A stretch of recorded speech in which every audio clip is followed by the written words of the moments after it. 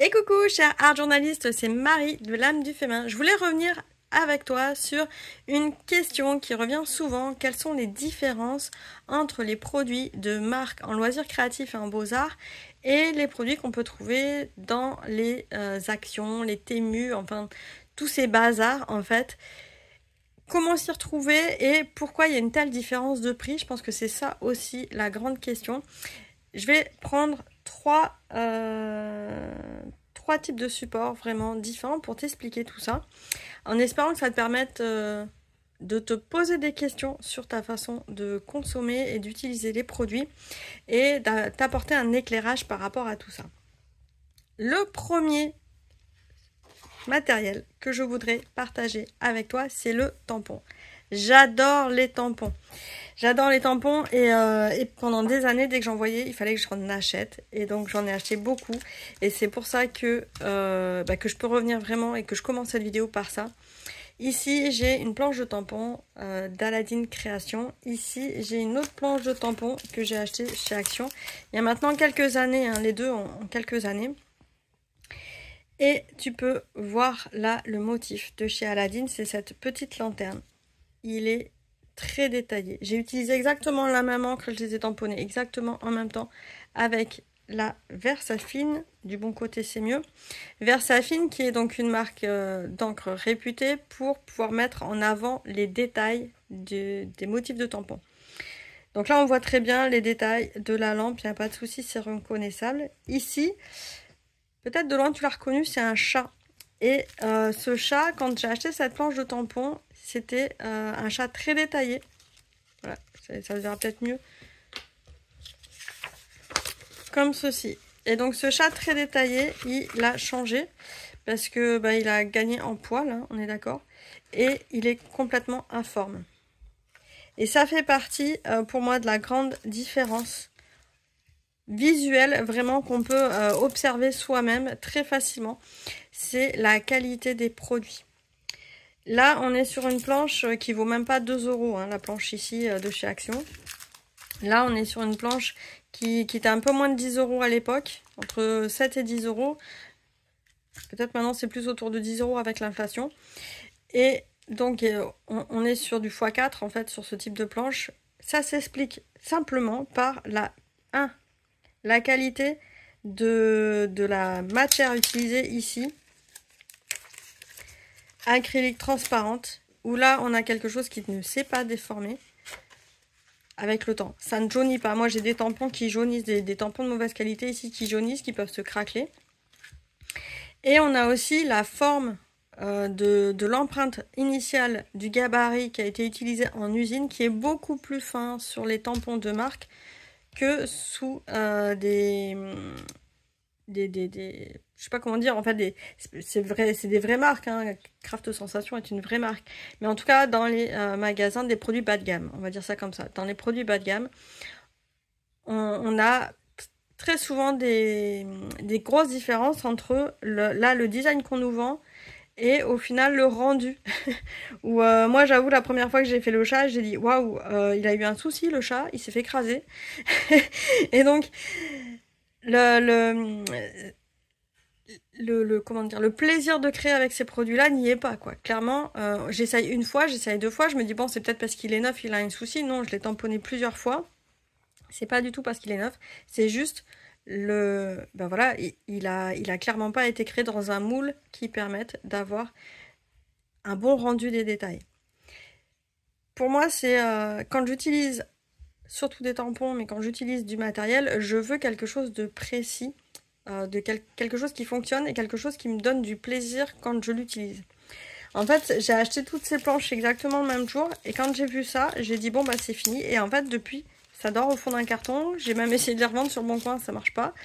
Et je sais pas quoi en faire. Je pense que ça va certainement finir à la poubelle parce qu'en fait, on peut rien en faire. On n'a pas le plaisir de créer avec ces produits-là. Et il y a une réelle différence de qualité de produit. Là, j'allais dire, ok, je les ai payés pas cher, mais au final, c'est de l'argent que je mets, moi, personnellement, à la poubelle. Enfin, c'est comme ça que je considère. Donc ça, c'était pour les tampons. Après, il y a d'autres types de produits qu'on peut trouver. Là, j'allais venir au mesquin tape. J'adore aussi le Meskin Tape, j'en collectionne vite. Je pense un peu comme tout le monde parce qu'il nous en faut toutes les couleurs. Le Meskin Tape, ici j'ai un Meskin Tape de la marque Meskin Tape. Voilà, je sais pas si ça se voit bien à l'intérieur. MT, c'est vraiment la marque d'origine Meskin Tape. Parce qu'au départ on parle de scotch de masquage. Cette marque-là, celui-là je crois que je l'ai acheté au plus tard, j'allais dire en 2017, peut-être avant. Et il a pas bougé. Mon scotch ici se colle toujours. Il ne se déchire pas alors que c'est un grand scotch. Je sais pas si tu as déjà eu ce genre de problématique. Et comme tu peux l'entendre, il colle super bien. Tous les scotch de marque que j'ai pu acheter, les Meskin Tape de marque que j'ai pu acheter, ils se tiennent bien dans le temps. La colle se tient bien dans le temps. Mon image, elle est bien et il ne se déchire pas. Les scotch bas de gamme, ici, on a des scotch pareils que j'ai acheté chez Action. Ou celui-là dans un autre bazar. Alors celui-là, typiquement, je l'aime beaucoup, hein, mais en fait, je suis obligée de rajouter de la colle. Parce qu'il colle plus. Il colle, voilà. À peine je l'ai décollé une fois de son support, bah, il se recolle plus vraiment. Et donc quand je le mets sur mes carnets ou quoi, bah, ça tient pas en fait. Très joli, très sympa, doré, j'adore. Mais il a perdu son collant. Enfin, il a perdu, je suis même pas sûre qu'il en ait eu vraiment en fait. Je pense clairement qu'ils mettent moins de colle. Le produit est moins cher parce qu'en fait, il y a moins de colle dedans. Et là, c'est l'inverse. J'aime beaucoup ce petit format. D'ailleurs, faudrait que je vois s'il y a d'autres marques qui les font. C'est des petits formats pas bien épais. C'est idéal pour se mettre dans un bullet journal, dans son agenda ou ses carnets un peu avec de l'écriture. Parce que je trouve qu'ils sont fins et ça passe partout. Le truc, c'est que bah là, c'est presque l'inverse. C'est que c'est trop collé. Alors ici, typiquement, j'arrive jamais à récupérer mon Meskin Tape en une fois. Il y a toujours un endroit où il est déchiré comme ça. Après, ça va à peu près. Mais je galère en fait à le dérouler au démarrage. Celui-là, cette couleur-là, j'arrive même plus, pour dire. J'arrive même plus à le récupérer. Là, il a été déchiré. Alors c'est juste une galère parce que pareil, les motifs, on les aime bien. On se dit, ah, j'ai envie de l'utiliser.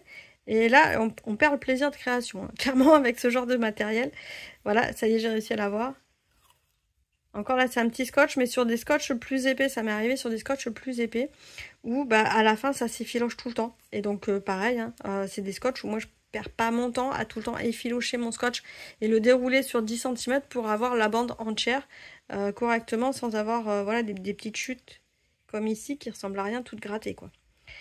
Donc, ce genre de Meskin Tape, voilà, puis là on le voit, il est tout gratté. Donc là, en fait, on perd du produit. Tout ça, c'est du produit qui va être perdu. Parce qu'il est gratté, il y a quelque chose qui s'est recollé par-dessus. Le motif, des fois... Ah oui, le motif, des fois, il passe du dessus au dessous. Parce que l'encre, elle se fait coller par la colle. Donc il y a aussi des mauvaises qualités d'encre. Voilà, bah là, il vient de se casser tout seul. Donc les Meskin Tape, c'est chouette. Mais pareil, là, c'est toujours un pari. Est-ce que ça va bien marcher ou pas? C'est vraiment un pari. Donc à savoir qu'effectivement, bah, y en a où ça fonctionne bien. Il n'y a pas de souci. Hein, le violet, d'ailleurs, en général, il fonctionne bien. Il se décolle bien. Le motif, il se met pas sous la colle, en dessous le scotch. Donc le violet fonctionne bien, il se colle bien. Mais c'est vraiment un pari une fois sur deux. Et je trouve ça vraiment dommage de se dire, bah, y a des motifs qui nous plaisent bien, mais au final, la qualité, elle est là une fois sur deux. C'est ce côté qualité, une fois sur deux. On ne sait pas vraiment à quoi c'est dû.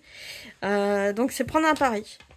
Pour les produits bas de gamme, c'est prendre un pari. Alors que, bah, quand moi, sur les marques comme ça, au niveau des Meskin Tape, je vais revenir après sur d'autres types de produits, mais au niveau des Meskin Tape, j'ai pas de soucis.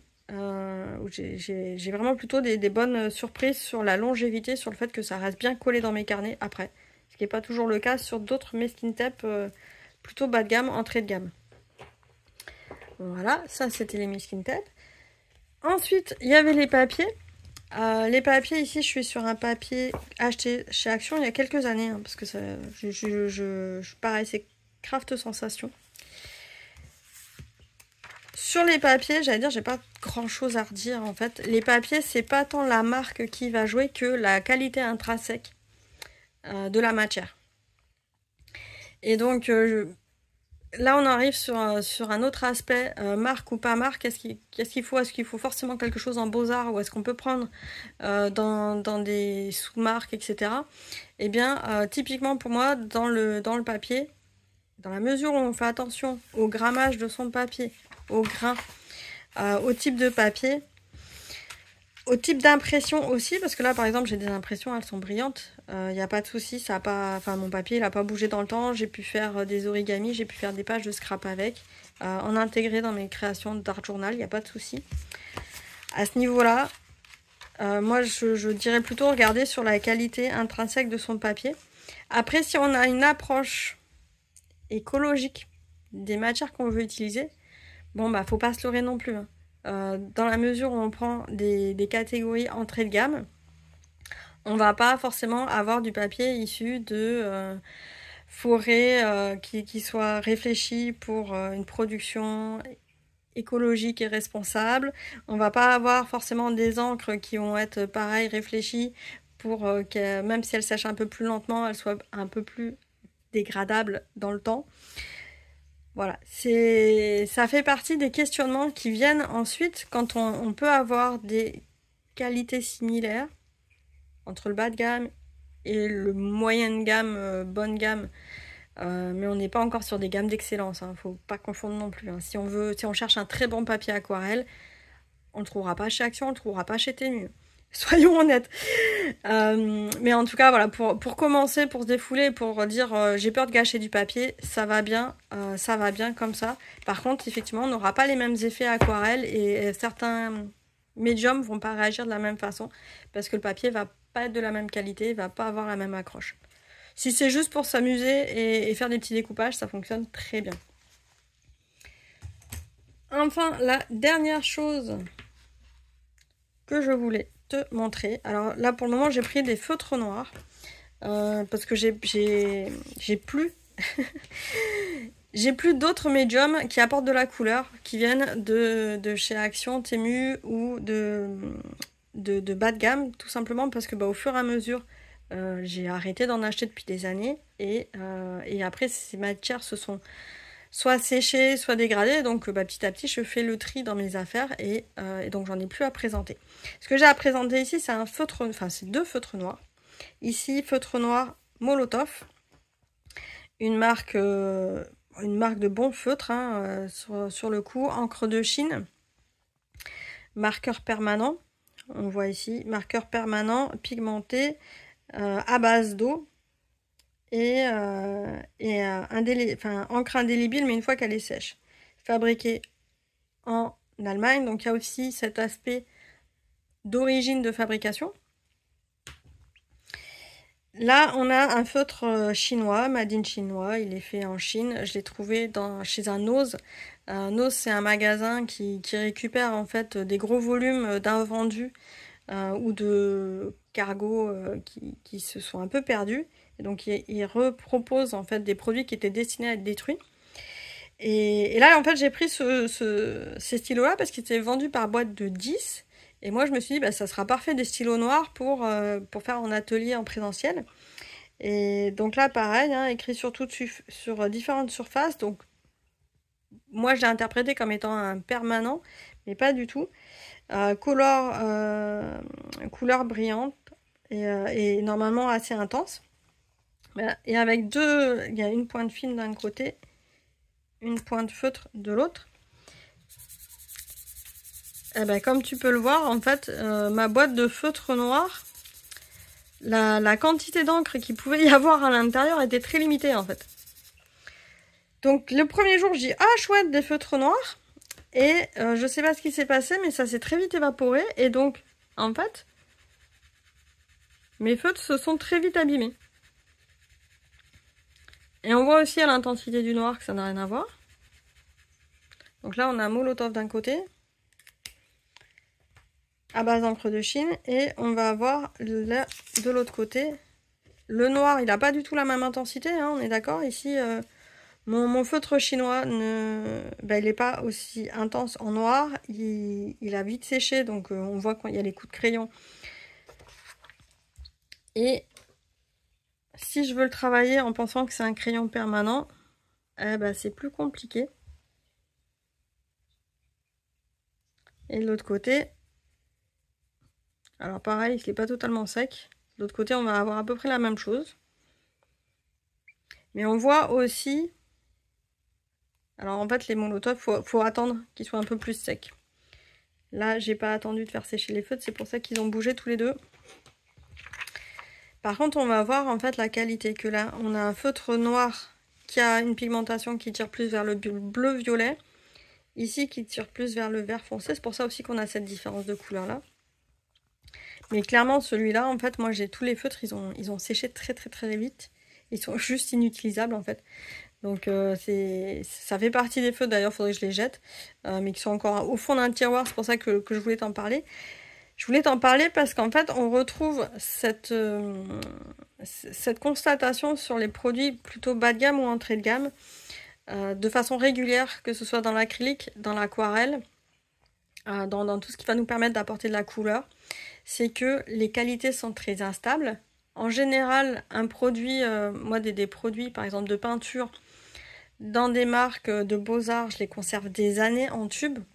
Là, des produits comme ça, ça passe pas l'année, en fait, ça sèche très vite. Surtout si on l'a mal rebouché. Ou si on en a utilisé la moitié et puis qu'en fait, dans notre tube, il va y avoir un petit peu d'air dedans. Ça va tout de suite sécher, ça va vite s'évaporer.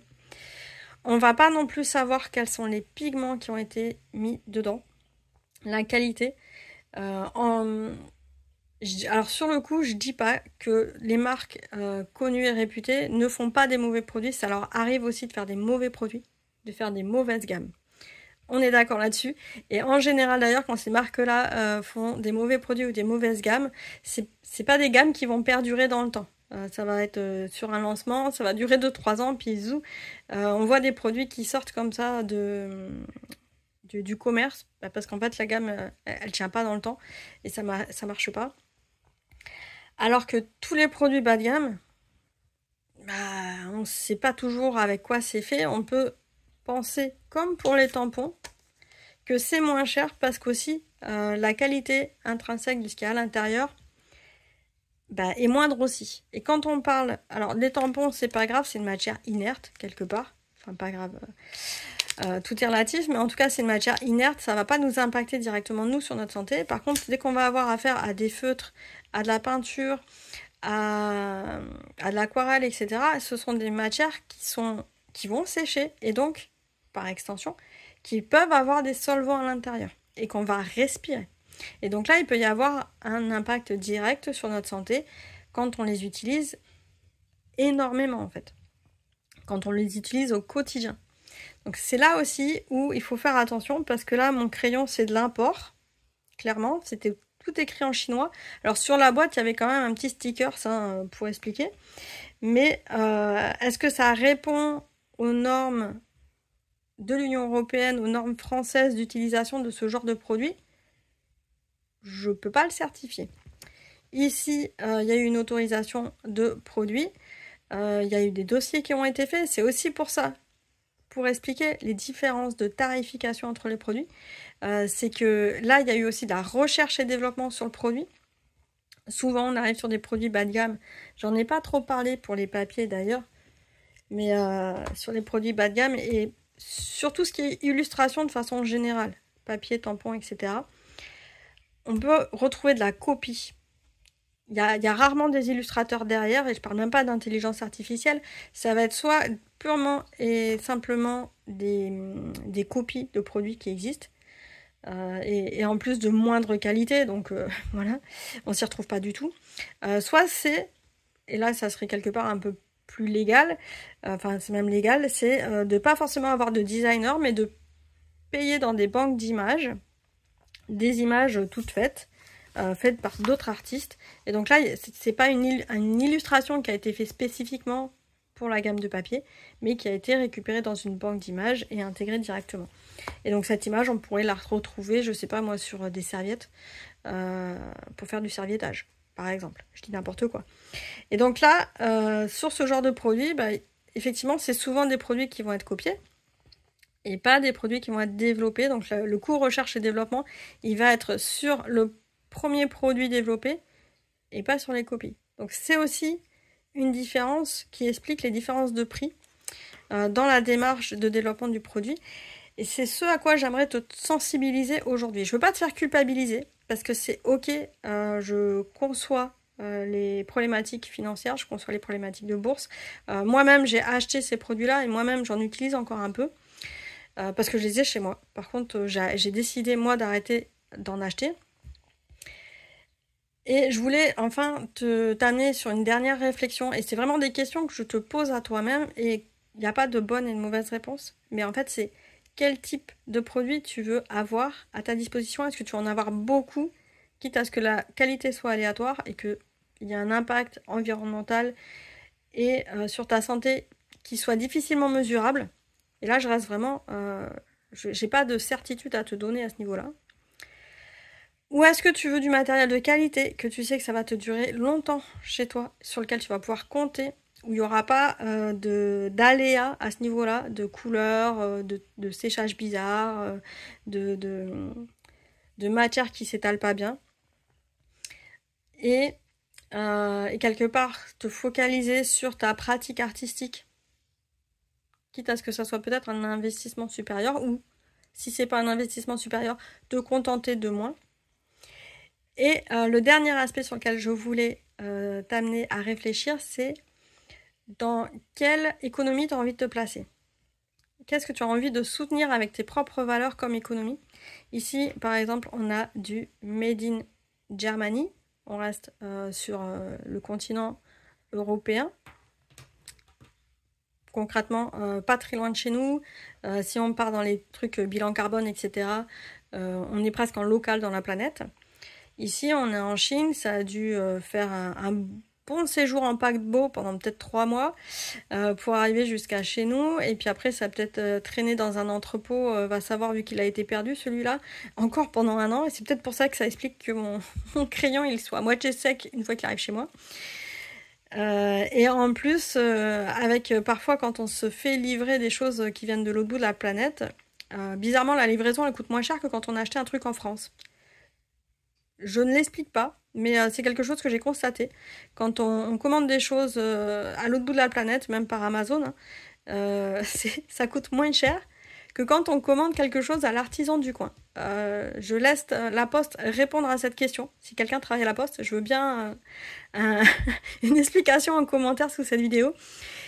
Et donc, voilà, c'est les réflexions que j'ai envie de te poser. Ouais, on s'éclate dans notre carnet. Ouais, on a tout ce dont on veut à notre disposition dans ce monde. Il n'y a pas de souci. On a toutes les qualités, tous les défauts aussi.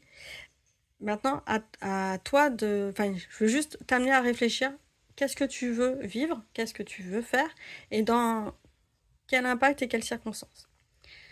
N'hésite pas à prendre des petites notes et même à me dire en commentaire sous cette vidéo enfin, voilà, comment tu perçois cette démarche-là de s'interroger sur le matériel qu'on a.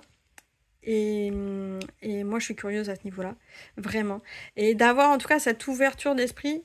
Je suis pas là pour faire polémique, mais d'avoir cette ouverture d'esprit de questionnement dans notre création et de l'impact aussi qu'on peut avoir, pas que à travers les messages qu'on dit de notre création, mais à travers aussi ce qu'on met à l'intérieur physiquement dans notre création. Je te laisse, réfléchis bien et à très bientôt. Ciao, ciao!